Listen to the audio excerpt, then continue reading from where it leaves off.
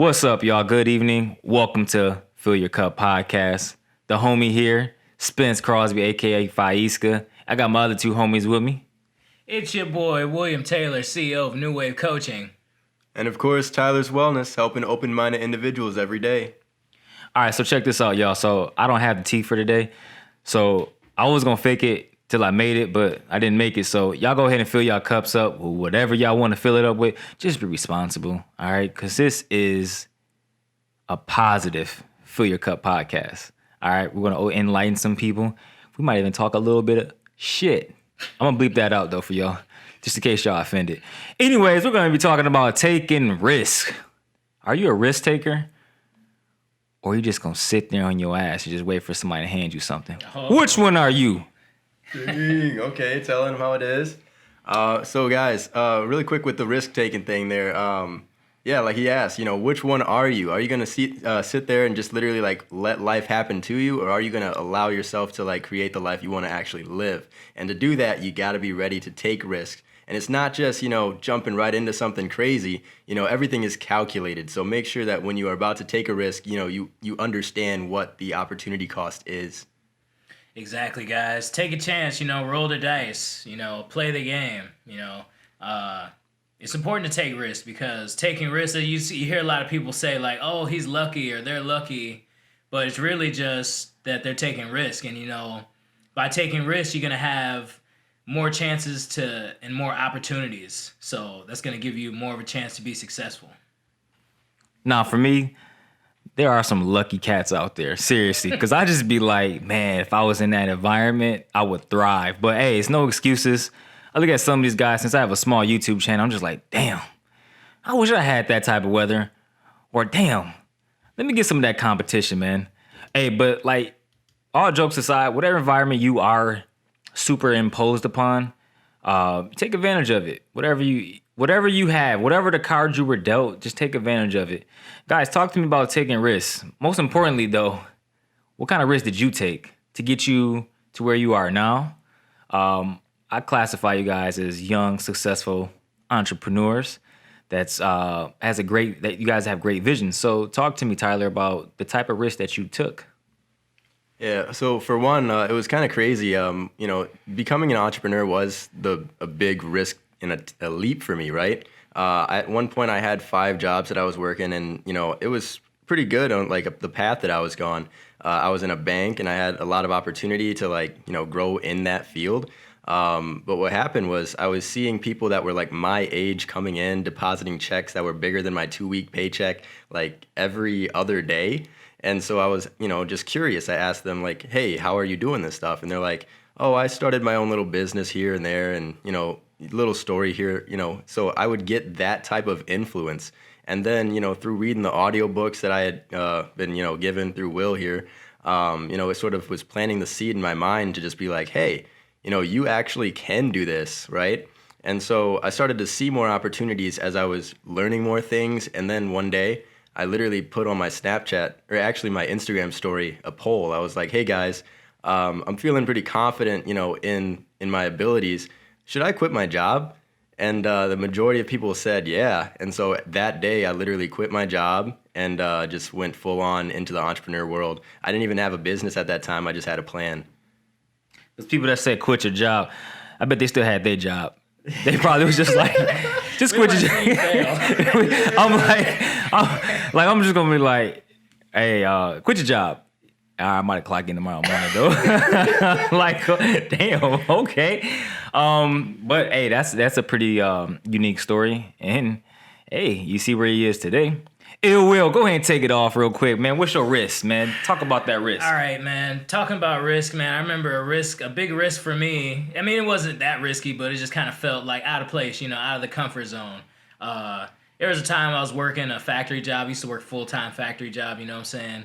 And I had a friend of mine, and he was a trainer at a boxing gym. And he said, hey, man, why don't you see if you can come up here to this boxing gym and become a trainer? So I said, yeah, I thought about it, whatnot. Eventually, he ended up talking me into it. I show up, it's kind of hard. I'm not really used to boxing. It's a new thing I've never done before. So you got to learn all the moves. The boss up there at the time, she's kind of like, on your, she's just in your face, like, hey, are you ready? Are you doing it? You're not on it or whatever, she's just kind of critiquing you, just trying to push you to get better. And, it kind of felt like I was out of place, but after a while, just getting comfortable, getting in that place, where I can kind of practice some public speaking. And, it's kind of scary, getting in front of people on a mic and talking and telling them, what exercise to do and motivating them. So doing that has really allowed me to get out of my comfort zone. And it felt risky at the time, but it definitely is a great opportunity. And I have learned and grew a lot from just taking that small risk, just taking that risk. And that eventually led to me becoming a personal trainer myself and opening my own personal training, kind of like fitness company, stuff like that. So, yeah. Okay. And I love the stories because they always have that, like, they see a person or a person reaches out to them and offers them, like, hey, maybe you should do this. And you kind of, that's why it's always good to have people in your circle or people that you associate with doing the same thing that you're doing.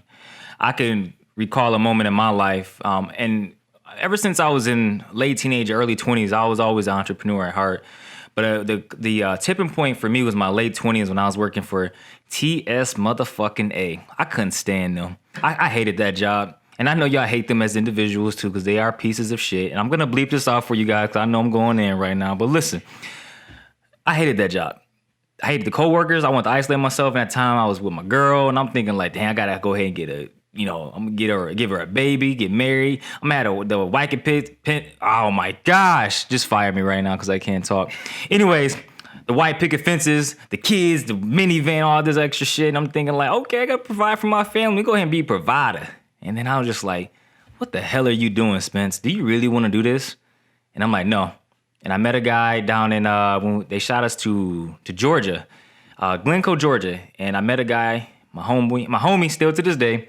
And him and I, we used to make jokes in class like, you about to go full time? Hell no, I ain't going full time. And we used to make those jokes all the time because we never wanted to go full time. We just did part time. We did what we did. And from there, that was a tipping point. I quit that job. I opened up my own business. At the time, I was working as a personal trainer at another gym, and they were doing really bad. So they were like, yo, Spence, we want to cut the training department because we're doing really bad right now, and we need to keep this money as much as we can. So I'm thinking like, dang, I ain't got no training job. The TSA job it's a wrap. I can't do this anymore. And getting up at 4 a.m, I'm just like, I couldn't do it no more. So anyways, started my job. My garage was terrible, full of trash. It might have been like some Resident Evil shit in there. I don't even know what was lurking in there. But honestly, like I cleaned that mug up, started out with a couple of clients, kept growing my business, and then boom. I've been in business almost 3 years, and it's just like, it's a wonderful thing, but they don't tell you how difficult this shit really can be. Because I'm telling you, it's not easy. It sounds good that you have more free time. It sounds good that you have all these opportunities.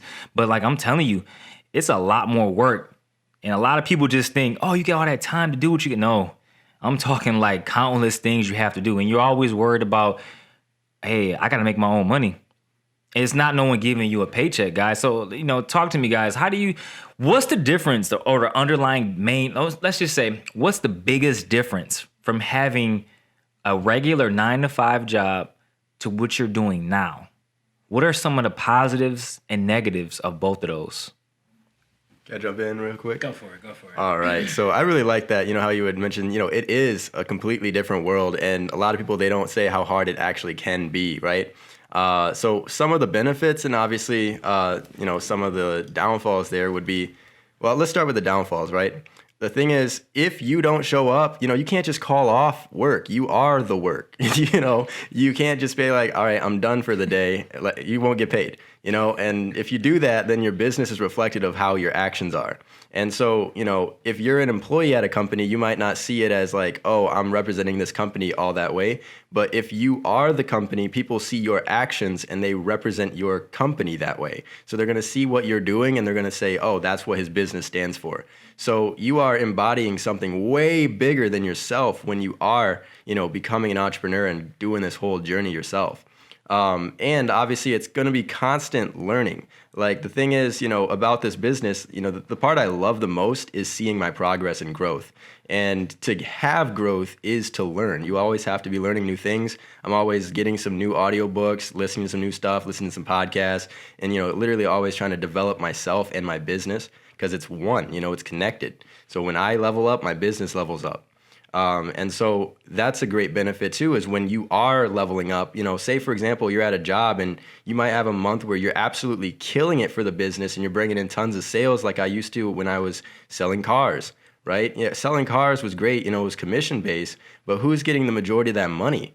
It's the company. So if I'm doing really great in my own personal business, I get to personally see that reflection. I get to maybe buy something new for the business or whatever it is. I can set goals for myself that I can achieve as landmarks. And I'm responsible for the well-being of my company and myself. Yeah, like Tyler says, one of the good things is you are your own boss. You don't have anybody telling you what to do. One of the bad things is you are your own boss, So if you don't show up, you don't get paid, Definitely requires discipline, man. Definitely requires discipline. And a lot of the key factors that they teach you at your job as an employee, So that's just to say if you are an employee somewhere and, you're hating your job or whatever it is, really just embrace it and try to seek out and find the structure that they have in place for you. They have structured break times for you. You take a break at this time. There's certain protocols that you might have to handle, certain paperwork that has to get done. And it can be official stuff, that you have to do. So just really try to embrace it and to get the most out of wherever it is that you're at, try to pick up some of those qualities that it is, where it's showing up on time, for your clients or for your job, pretend like it's your business, and then eventually you'll be able to figure out, maybe you can find your passion, what it is that you're passionate about, or if you can find a job that you are passionate about and maybe try to work your way up into the kind of entrepreneur side or the corporate side of that company, and you can kind of make a name for yourself there. But yep. Tyler pointed out one thing that really struck with me: the commission that you would make on those type sales jobs. Working as a trainer at the gym I was working at, I remember walking in, and I know they saw food from a mile away. I like to think that my charisma got me that job. At the same time, they knew I was ignorant. I remember I would charge these extensively expensive packages to these people, and then I remember the guy that owned that part of that franchise gym. He said, "Hey, you'll get I think 10 or 15% of the commission." In my mind, I'm like, "Yo, okay, cool. I'm selling these $1,000 packages." I'm like, "Okay, all right. I'm making some decent amount of money on top of training people and getting paid too." I wasn't even getting a solid base. It was all strictly commission. So I was in there trying to sell, and I didn't work my ass off like I should have. The mindset I have now, because I was working on other things as well. But they was giving me scraps, and I realized it starting in probably the I would say the first part of the second year as a trainer. That first quarter, I'm like, yo, they're not giving me good money. But I was using that, and I was studying their system and trying to formulate my own system for myself. And I realized that 10% isn't nothing. I mean, any young trainers on a rise, guys, know your worth. If you know you're a damn good trainer, which I felt I was and I still am, know your worth. Don't just settle. And if you have to take that low-paying commission, go ahead and get your months in, get your time in there real quick, and bounce out that mug and get your own system of training. It's not that hard to start your business, but what is hard is remaining consistent. That's the hardest thing, because like Tyler mentioned, you are the face of your business. No one's going to get up and be like, get up and go to your job. Like, you have to get up. It isn't like a 9 to 5 when you could just clock in, your problems are pretty much alleviated. Yeah, you go to work, you complain, but when you're an entrepreneur, it's difficult. And guys, I know you guys know firsthand, just doing this and me working with Tyler personally, I see the amount of work that he puts in. Even I see the amount of work that Will puts in, but I work more closely with Tyler, and I just see how this man grinds. Like, seriously, I thought I was grinding. I'm like, damn, he might grind more than me. Tyler does go pretty hard. He goes pretty hard, So it just shows you that, guys, you have to take a risk because we took a risk not only for our own sake, but for our own happiness. We don't want to do this working for someone else the rest of our lives. Major key in there too is one of the things I want to also say is when I did decide to say take that risk, right? The jobs I worked, I didn't really mind working at the job, right? But what I realized was, if I was going to work that hard for someone, I want to be compensated for the amount of work I'm going to do, right? And as Will was saying too, those jobs are teaching you practical skills. They spend thousands of dollars to have these trainings, and they will train all of their employees. That's skills that you can take from that job that you didn't have to pay for.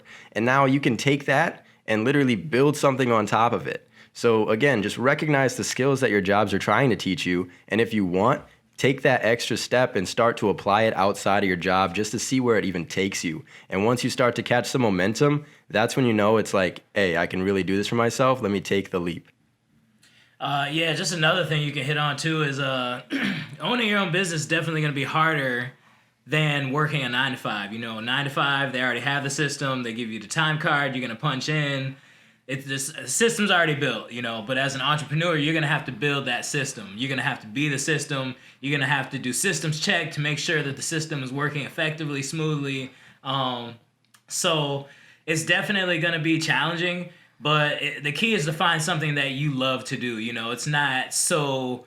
It doesn't hurt as much as me going to the factory job and punching in and doing something that I hated to do and just being there to make money. But versus now, it's something that I love to do. I love to help people get in shape. I love to help people, with their nutrition and things like this. It's very passionate to me and something I enjoy doing for myself. So I also enjoy doing it for others. So just a major key: find something that you're passionate about, and something that you'll stay up late for, something that you'll stay up late and you'll grind on it and work on it. Whatever it is, whatever it is that you do in your spare time and you just lose track of time, that's probably the thing that you're going to enjoy doing as your line of work. And the biggest thing to take from what we're saying too is working as an entrepreneur isn't for everybody. Just like working on 9 to 5 isn't for everybody. But there is nothing about being that's greater than, being an entrepreneur, like, oh, I'm greater, I'm better than you, or vice versa. We each have our own tools and our own skill set, and we have to realize that people that do 9 to 5s, hey, I'm sure you work your ass off. I know firsthand from seeing my parents work their butts off like that and continuously working their butts off. So it's not easy doing all of this stuff to work for just to live. That's the biggest thing. Like, we're working to live. But working to live doesn't have to be bad if you're working to live to do what you love to do. And that's where you got to find that sweet spot. If you love what you're doing, man, do it. I don't care if you like wiping tables down. My dad always told me this: if you're going to work a job and you wiping floors down or tables down, be the best at it. And I didn't realize, I'm like, no, I don't care about this job. But the older I've gotten, I'm like, yeah, if I ever worked a job like that, I would be the best at it, because ultimately I take pride in what I do. And guys, take pride in what you do. And taking risks doesn't have to just be with being an entrepreneur. It could be with anything in life. You might take a risk on a job that is paying less and your significant other has to pick up the work, but you're doing this because you're like, okay, I gotta learn these skill sets so that way I can launch my business or I can get this other job. I know a friend firsthand that he went to school full time. It was only working part time and it paid off. The man has a high paying job. He's living in Texas now. So it's just like, this guy has a house. He's an old man now. He's still in his 20s, but I just see him as successful because I'm just like, yo, he took that risk. So guys, taking risks is something that you have to do to get out of your comfort zone, because it's easy to be complacent. Talk to me, guys, about complacency, and what is the first step you think to taking a risk? The first step to taking a risk is probably going to be calculation. You don't want to take all your money and go to Vegas and just throw it in a casino and hope that you're going to win. You want something that's calculated, calculated risk. So like you said, your friend in Texas, he bought a house. That's kind of something you can break down the data. You say, okay, there's so many people who bought houses. They cost this much. You got options. You can get roommates. You can have family move in with you. You can, do whatever it is. There's a way to figure it out. So when taking a risk, I feel like it's important to take a calculated risk. And kind of go through the situation first and kind of see, well, what could go good? What could go bad? How can I prepare for this? And just try to strategize and figure out the way that you can make it work the best for you. Yeah. Calculated risk. Nothing crazy. And personally, for me, one strategy that I've developed, through this journey is what I like to call the 4-step plan to achieve success. And step number 1 is to decide exactly what it is that you want. And once you know what it is that you want, you can start to have those, calculated options for you. You got to make the plan. That's step number 2. So when you decide what you want, now you got to, figure out what steps you have to take to actually get there. And that's, deciding what calculated steps it is. Am I going to start by just studying something? Am I going to start by getting a mentorship or whatever it is you have to do? After you decide those steps, it's time to take action, execute your plan. And after you start to execute your plan, life is going to happen, but you have to be relentless. That's step number 4. And to even add to that, being relentless, envision what you want. Like I'm a sole believer in believing what you want. You gotta literally eat, sleep, shit what you want. My brother's a young boxing star, right? And I tell him, like, do you envision yourself being a champion? And I ask him seriously, like, and I want to test his conviction to see if he's really ready. And I'm like, I see it, you're ready. Once you start envisioning what you want and putting yourself in those situations, it's just weird. The universe is just like, all right, here you go. And for you people that don't know what the universe is, we just saying the same shit, okay? God, whatever. I just say the universe to make shit easier, okay? So don't hop on my nuts and be like, oh, man, he said universe. All right, golly. No, I'm just playing with y'all. But listen, envision what you want, strive for it, and literally eat, sleep, shit it. You have to be successful in what you do. And it's not going to happen. It might happen a month, it might happen a year, it might happen 10 years later. As long as you remain true to yourself and trust the process, you'll be successful. Yeah, visualization is huge, man. I use that a lot. I have a vision board myself. I got me up there, lots of money, successful business owner, personal trainer, clients, nice cars, whatever it is, nice house. Put that vision and hold it for yourself whenever it is that things are getting hard or you're like, man, I can't really figure this out. And then kind of just flash back to that vision. Well, what do I have to do? Or, and try to hold that vision for yourself so that you can be strong in those times whenever it is tough for you. And a major way to make sure you actually achieve those goals, even if they are goals that are, 2 years down the line from now, 3 years or so on, make sure you actually write it down. Because if you forget to actually write this down, life again happens and you're going to forget exactly what it is that you decided and all that kind of stuff. But when you write this down and you actually revisit that note or anything like that, it's a constant reminder, like a talisman.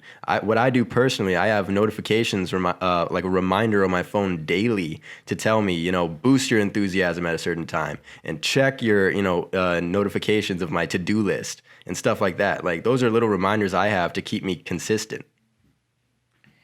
Guys, most importantly, like he said, having those reminders, that's very important. That's why I have like little anime things on my phone to kind of like, hey, give me the extra boost. Is that Attack on Titan, bro? This is Hunter. Hunter. My boy Netsuro. Netsuro, okay. Yes. Anime geeks will know. Yeah, exactly. Y'all know what it is. He's the OG. But guys, this is a great podcast. I hope you guys took some from it. Most importantly, I hope you guys got a laugh in because I be wilding out sometimes. I hope they don't like extra bleep out my shit or be like, yo, you can't say that. You know what I mean? Because censorship is on the rise. So anyways, guys, I hope you guys enjoyed it.